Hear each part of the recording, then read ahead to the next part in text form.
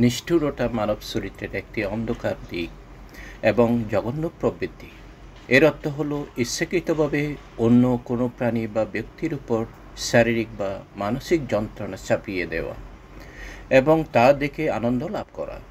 এই যন্ত্রণা কেবল শারীরিক নির্যাতন বা আঘাতের মাধ্যমে সীমাবদ্ধ নয়, মানসিকভাবে কাউকে অপমান করা বা অবহেলা করা বা তার দুর্বলতার সুযোগ নেওয়াও নিষ্ঠুরতার নামান্তর। শুধু মানুষ নয়, নির্বাক পশু পাখির উপর অত্যাচারও এই জঘন্য আচরণের অন্তর্ভুক্ত। নিষ্ঠুরতার মূলে রয়েছে সহানুভূতি, দয়া ও মমত্ববোধের তীব্র অভাব। এই আচরণ কেবল পীড়িতের অপূরণীয় ক্ষতি করে না, বরং এটি নিষ্ঠুর ব্যক্তির মনুষ্যত্বকে কলুষিত করে এবং তাকে সমাজ থেকে বিচ্ছিন্ন করে তোলে। একটি সুষ্ঠু ও সুন্দর সমাজ গঠনে নিষ্ঠুরতার একটি বড় বাধা।